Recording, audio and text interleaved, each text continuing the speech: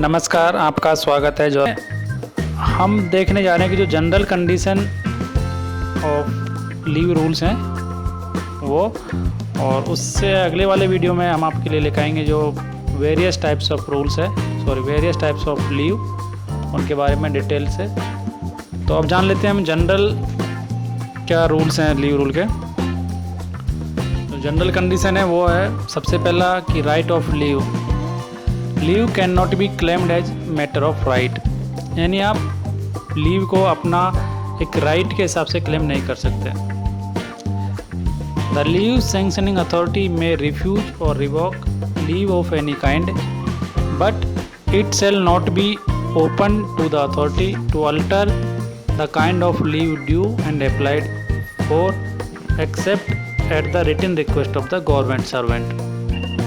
यानी आप लीव को एज ए राइट क्लेम नहीं कर सकते, लेकिन जो सैंक्शनिंग अथॉरिटी है वो किसी एक टाइप की अप्लाई की हुई लीव को दूसरे टाइप में कन्वर्ट नहीं कर सकती जब तक कि जो गवर्नमेंट सर्वेंट है वो लिखित में उसका रिक्वेस्ट नहीं दे। यदि वो लिखित में रिक्वेस्ट करता है तभी जाके जो अथॉरिटी है वो एक लीव को दूसरे लीव में कन्वर्ट कर सकती है। और इसमें थर्ड है कि अर्न लीव या EL should not ordinarily be denied during the last 10 years of service. यदि आपका लास्ट 10 साल सर्विस का बचा हुआ तो उस पीरियड में ईएल जनरल कंडीशन में डिने नहीं की जाएगी, आपको ईएल मिली जाएगी।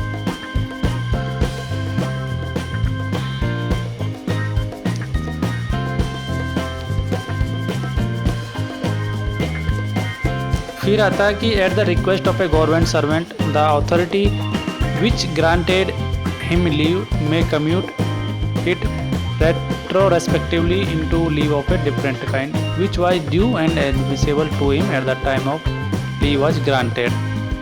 यानी यदि कोई बंदा विदिन 30 days के अंदर ये रिक्वेस्ट देता है कि उसे एक जो लीव है वो दूसरे लीव में कन्वर्ट करनी है या कम्यूट करनी है, तो वो यदि आपका जो सैंक्शनिंग अथॉरिटी है वो चाहे तो आप उसको कन्वर्ट कर सकते हो, लेकिन उसके लिए आपको within 1 month of expiry of our last leave applied, यानी आपका जो लीव ख़त्म होने के 1 महीने के अंदर आपको एप्लीकेशन देना होगा उसके लिए। यदि आप विदिन 1 month एप्लीकेशन दे देते हैं तो आप एक लीव को दूसरे लीव में कम्यूट कर सकते हैं, बशर्ते आपके पास में उस या वो जो लीव आप कम्यूट करना चाह रहे हैं वो आपके अकाउंट में हो। यदि आपके अकाउंट में है तो आप आराम से उसको कम्यूट कर सकते हैं। और the commutation of one kind of leave into another shall be subject to adjustment of leave salary on the basis of leave finally granted to the government servant, that is to say any amount paid to him in excess shall be recovered or any arrears due to him shall be paid। यानी यदि आप एक leave को दूसरे leave में commute करते हैं तो यदि कुछ एक्स्ट्रा सैलरी आपको पे कर दी है तो वो आपसे रिकवर कर ली जाएगी, और यदि कुछ ड्यू है तो वो आपका यानी उसका आपको पेमेंट कर दिया जाएगा।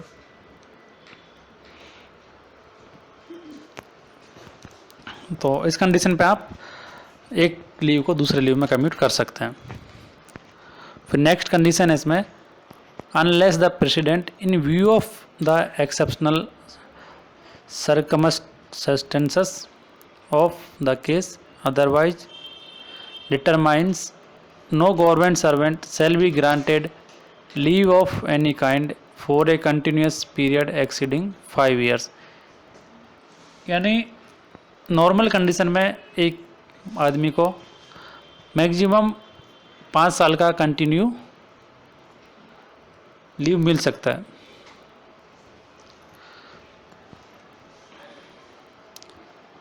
उससे ज़्यादा आपको लीव मिलना मुश्किल है, बशर्ते कि यदि आपको उससे ज़्यादा 5 साल ज़्यादा लीव लेना है तो वो प्रेसिडेंट के द्वारा ही अप्रूव होगा। और without a valid reason a government servant who remains absent for continuous period exceeding 5 years with or without leave should be deemed to have resigned from service। यदि कोई गवर्नमेंट सर्वेंट बिना किसी reason के 5 साल से ज़्यादा एब्सेंट रहता है तो ये माना जाएगा कि उसने सर्विस छोड़ दिया है। यदि वो कंटिन्यू एब्सेंट रहता है तो वो deem to be resigned from service माना जाएगा उसको। An official should not take up any service or employment elsewhere without prior sanction of the competent authority। यदि कोई बंदा लीव पे है तो उस टाइम के दौरान या उस पीरियड में उसको और कहीं एम्प्लॉयमेंट या सर्विस नहीं लेनी चाहिए, बशर्ते या जो उसको प्रायर सैंक्शन लिया हुआ हो। यदि वो इस बीच में कोई एम्प्लॉयमेंट लेता है तो उस पर लीगल कार्रवाई की जा सकती है। An government servant can avail leave on medical grounds by producing a medical or fitness certificate issued by the authorised doctor. यानी एक गवर्नमेंट सर्वेंट मेडिकल ग्राउंड्स पर भी लीव ले सकता है, उसके लिए उसको एक ऑथराइज्ड डॉक्टर से मेडिकल सर्टिफिकेट और फिटनेस सर्टिफिकेट देना होगा। A government servant who is leave on medical grounds will be permitted to return on duty only on production of fitness certificate. यदि कोई गवर्नमेंट सर्वेंट मेडिकल ग्राउंड्स पर leave apply किया है तो जिस टाइम वो ड्यूटी पर रिपोर्ट कर रहा है तो उसको फिटनेस सर्टिफिकेट कंपलसरी है। बिना फिटनेस सर्टिफिकेट को वह सर्विस या ड्यूटी ज्वाइन नहीं कर सकता। Wilful absence from duty after the expiry of leave renders a government servant liable to disciplinary action. यदि आप जानबूझकर ड्यूटी से एब्सेंट रहते हैं, अपना जो आपका जो लीव है वो ख़त्म होने के बाद, तो आपके खिलाफ़ कानूनी कार्रवाई की जा सकती है। उससे अच्छा है कि आपका जो कंट्रोलिंग अथॉरिटी है उसको प्रायर उसका इन्फॉर्मेशन दे दें। यदि आपका छुट्टी आप एक्सटेंड करना चाह रहे हैं या किसी कारणवश आप ज्वाइन नहीं कर पा रहे हैं तो आप अपना जो अथॉरिटी है कंट्रोलिंग अथॉरिटी उसको प्रायर इन्फॉर्मेशन दे दीजिए उसके बारे में।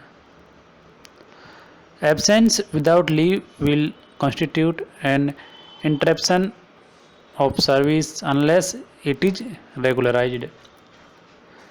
यानी आपके पास में लीव नहीं है और आप ड्यूटी से एब्सेंट रहते हैं तो वो आपकी सर्विस में एक ब्रेक माना जाएगा।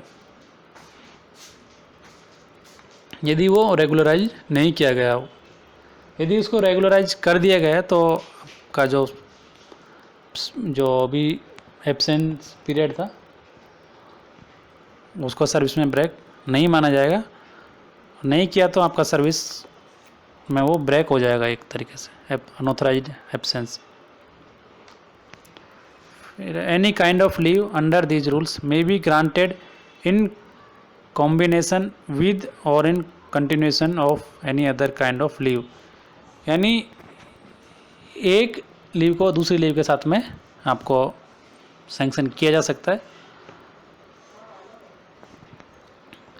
यानी एक दूसरे यानी ईएल के साथ में आपको एचपीएल मिल सकती है, कम्यूटेड लीव मिल सकती है और मेडिकल सर्टिफिकेट पे आपको ईएक्सएल भी दी जा सकती है। तो ऐसे करके इसमें यहाँ पे एक्सप्लेनेशन है, casual leave which is not recognised as leave under these rules shall not be combined with any other kind of leave admissible under these rules.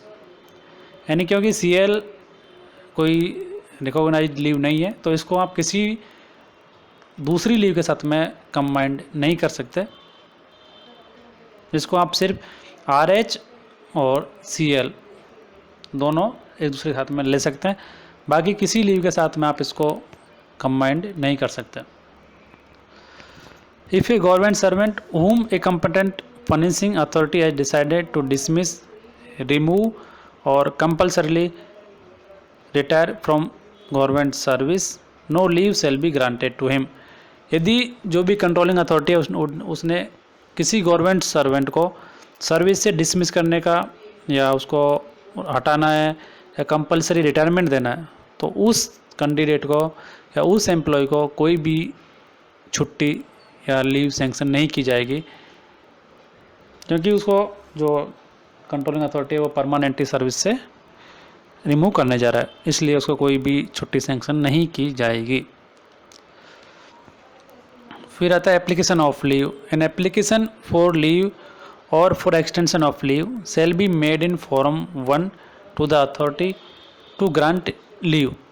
यानी आपको एक लीव के लिए आपको प्रॉपर एक फॉर्म में अप्लाई करना होगा, तभी जाके आपका लीव सैंक्शन होगा। Leave account, the leave account shall be maintain by the head of office. यानी हर एक एम्प्लॉय का एक सेपरेट लीव अकाउंट होगा जो कि हेड ऑफ द डिपार्टमेंट के द्वारा मेंटेन किया जाएगा। Verification of title to leave, no leave shall be granted to a government servant until a report regarding its admissibility has been obtained from the authority maintaining the leave account. यानी आपको leave sanction करने से पहले ये confirm करना है कि आपके पास में लीव है या नहीं है। तो ये ड्यूटी बनती है आपकी जो सैंक्शन अथॉरिटी है उसकी, कि यदि आपको लीव सैंक्शन कर रहा है तो आपके अकाउंट में लीव है या नहीं है, वो पहले उसको कंफर्म करना होता है, तो उसे बोलते हैं टाइटल ऑफ लीव।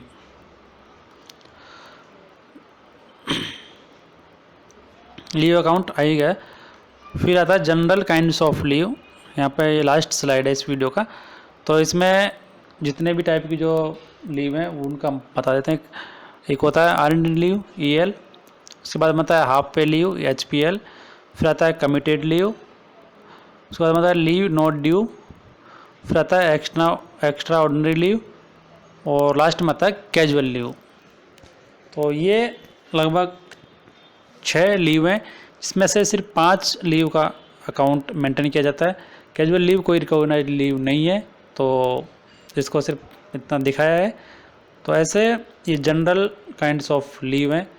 यहाँ पे ये वीडियो हम